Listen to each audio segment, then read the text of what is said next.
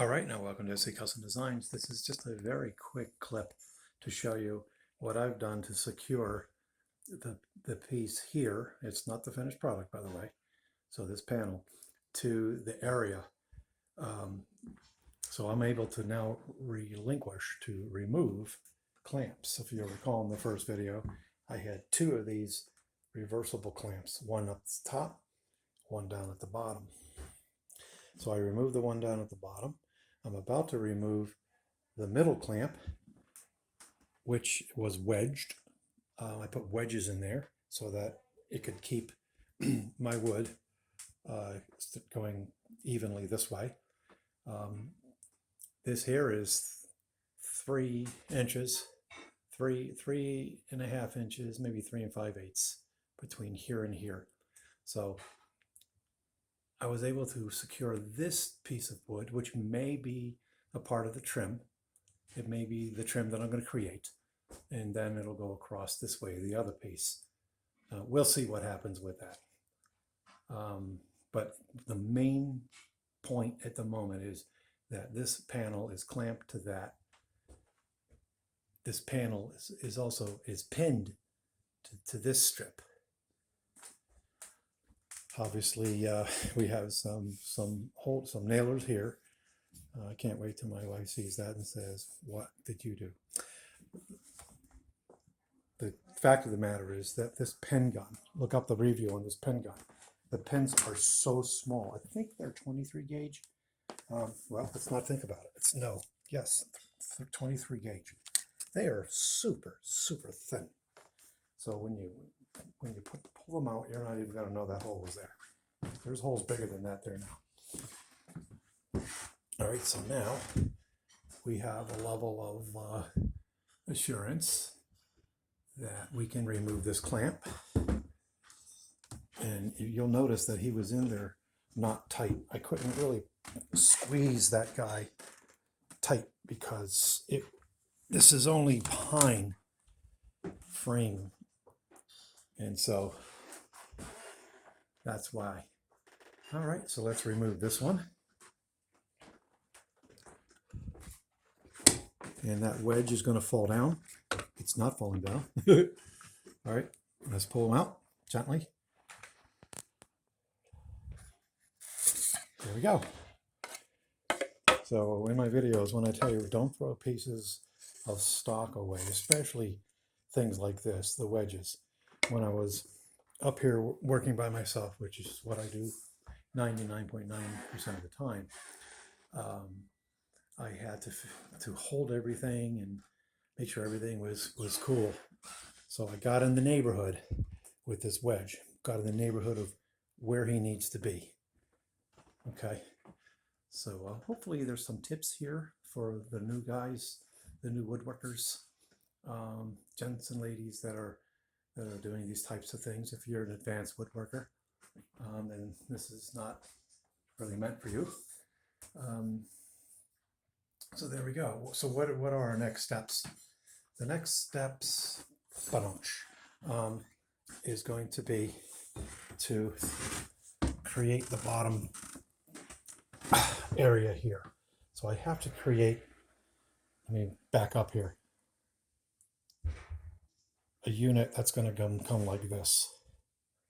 Okay, so this is the top piece, which has to sit down. It's here, but it has to come here. So I always cut things bigger than they need to be.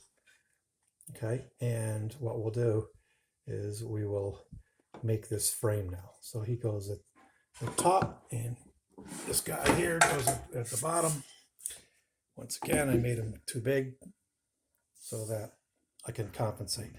Okay, I have another little challenge. There's lots of challenges with old houses.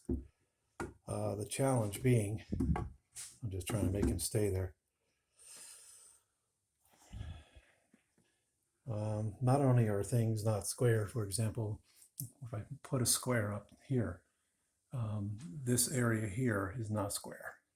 So I had to play with, cosmetically place this, build the unit, and then slightly trim him there and then place him. Okay, the same thing I did out there on the between the two doors. I made all that panel area up there. I had to nothing is square in there, so you just do the best you can. Right. So this here is going to be. So I have to attempt to make a piece that's going to come in and fill this in. Then this piece here can rest on something. At the moment, I actually have enough there. That's good news for him to sit on. It'll be a little bit of hangover. Okay, not caused by alcohol. So I get to work creating this this raised panel area. I'm gonna make raised panels. So then once again I have to do the math, make it pleasingly acceptable.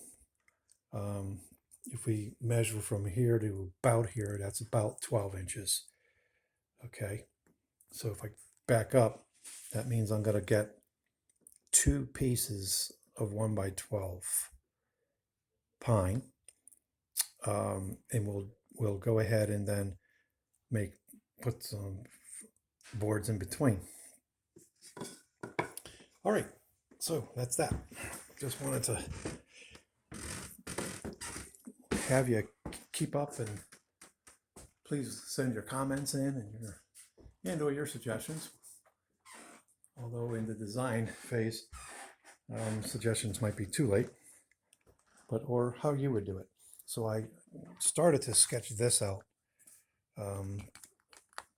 freehand. I'm not a sketcher, you could tell, but I like to get an idea of what I'm measuring. So that's why I did all of this, is to get my measurements. And let me show you where I was standing when I just freehanded that. I was standing here. Actually, I was sitting on the floor. And so I find that these little helpers are important to go ahead and start cutting your final. That was the very first drawing. Isn't that fancy? And there's that one.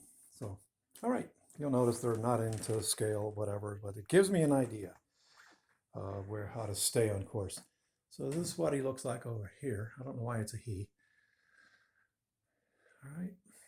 All right, thanks for watching.